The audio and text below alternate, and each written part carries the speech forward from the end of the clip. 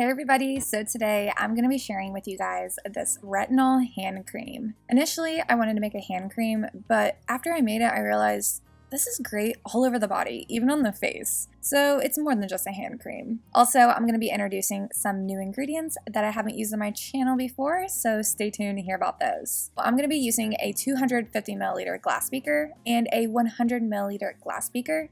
I'm using the 251 for the oil phase and the 101 for the water phase. Also, instead of using an immersion blender like I typically do for emulsions, I'm going to be using this mini mixer here. It works so much better when you only make small batches. And we're only going to be making 65 grams, which is just right around 2 ounces.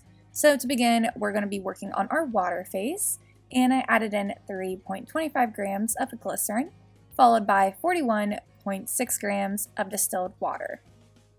So go ahead and set that to the side and start on your oil phase using a bigger container. Now here is our first new ingredient, at least it's new to me. This is our emulsifier, and bear with me here. I don't know how to pronounce it. It's like Montanov 65 MB. No idea, I'll link it down below. Okay, as I'm rewatching this, I think it might be pronounced Montanov. Montanov, that sounds right. I don't know why I thought it was so hard to pronounce. Okay, back to the video. This is a liquid crystal emulsifier that may help actives or lipids from our lotions penetrate our skin easier. So I wanted to use this emulsifier immediately when I found it for recipes that contain active ingredients like retinol and alpha hydroxy acids and stuff. And this is actually active in low pHs, like as low as 3. So this is good to use in alpha hydroxy acid moisturizers too. I also think it's important to mention that this is EcoCert, so it's approved to be used in organic products. And also I just want to show you guys how it looks compared to emulsifying wax. Basically looks exactly the same as emulsifying wax, except it has kind of like a yellowish tint to it, but that doesn't show up in the end product. So I went ahead and added in 2.6 grams of the Montanov 65 MB. Sorry, I can't pronounce it. And then I added in some cetyl alcohol, 1.3 grams of it. And now it's time for our other new ingredient. This is called Natrasil. This is a natural plant-based alternative to synthetic silicones. It delivers emollients and skin-nourishing properties to the skin. Natrasil has sensory profiles similar to dimethicone. It has been shown to help with hair manageability and improve shine as well, so this isn't just great for your skin, it's great for the hair as well. And I added in 3.25 grams of the Natrasil. And then I followed with 6.5 grams of almond oil. You can use any other carrier oil if you would like. And then lastly, for the oil phase, I added in 3.25 grams of shea butter. You can use any other kind of butter, or you can just add in more carrier oil if you want. So I'm going ahead and setting our oil phase to the side. And before we heat everything up, go ahead and weigh your water phase and take note of how much it weighs, because when we heat up both of these phases, some of the water is going to evaporate and we need to replace any water loss. So go ahead and grab a pan, fill it up with like an inch of water, cover up both of your beakers with some foil or something, place them in your pan and put them over heat and heat to 158 degrees Fahrenheit and hold it there for 20 minutes. So after they're all heated and held, go ahead and grab your scale, place a little barrier over top of it because the heat from the beaker will mess up the measurement, and go ahead and add in any water that was evaporated. It's typically less than 1 gram, at least for me it always is. So once we have that part handled, go ahead and take your oil phase and pour the water phase into the oil phase. Never do it the other way around. Always pour water into oil. That's why we always put the oil phase in a bigger container than the water phase. And then go ahead and quickly mix with your immersion blender or mini mixer. And what I like to do is just cover it up with the foil. That way nothing falls in it while I walk away, because I walk away from it, let it cool down, and then just come back periodically and mix it again. And then just keep covering it up in between each mix so nothing falls in. So after everything has emulsified and cooled down to under 86 degrees, you want to make sure it's under 86 degrees because we have retinol, which is really sensitive to heat. Retinol is also known as vitamin A. This is the retinol form of vitamin A. This is the strongest form of vitamin A that you can get without a prescription, which is why I love retinol. And the benefits of retinol is that it promotes skin renewal, reduces acne, and boosts your skin's collagen production.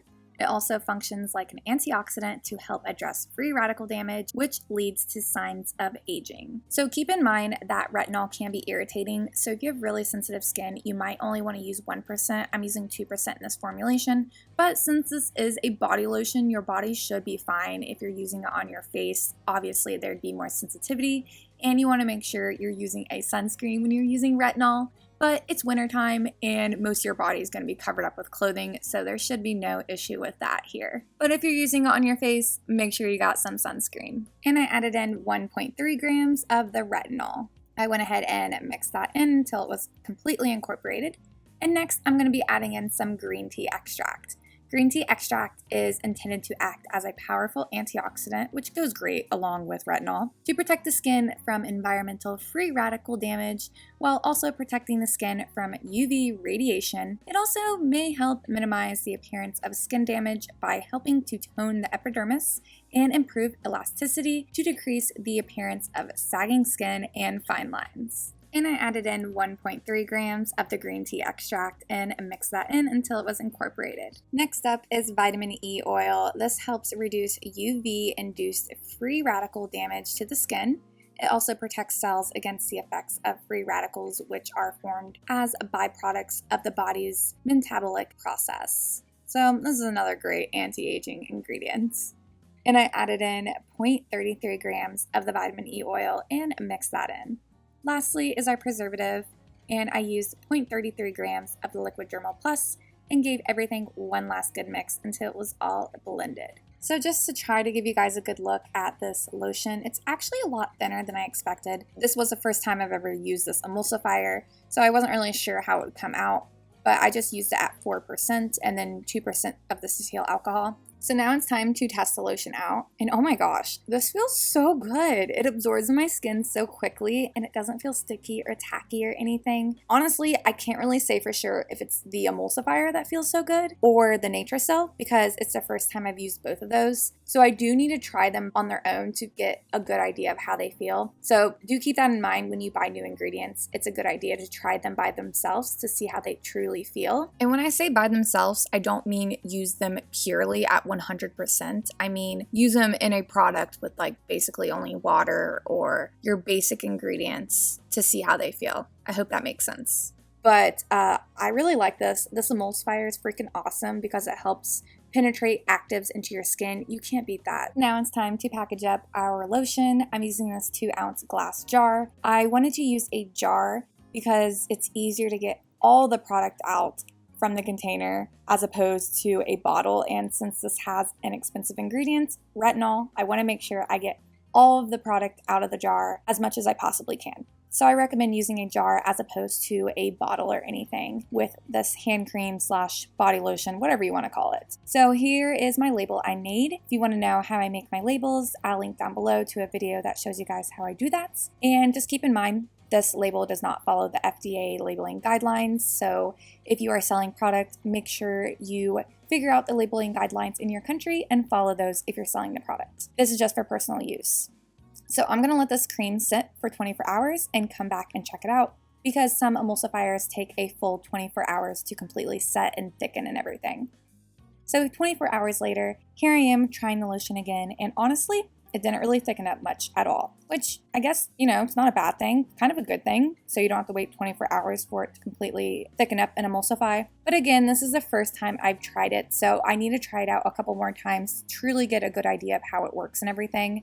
So just keep that in mind when you use a new ingredient. It being paired with other ingredients can make it act completely different. So I'm just going to keep experimenting with this emulsifier and see how it works. I'll probably keep you guys updated because I plan on using it in a few other future recipes, But yeah, I really like it. I recommend it. And another thing I want you guys to know, if you want this to be thicker, like a true cream, because technically creams are thicker than lotions, then bump up the percentage of the emulsifier, or you can even bump up the percentage of the shea butter. Either way, it'll make it thicker. I personally don't like thick moisturizers, especially on my hands, because I don't really even like lotion on my hands, but you know, you gotta use it sometimes. And I want the benefits of retinol on my hands as well. So yeah, just bump up the percentage if you want it thicker.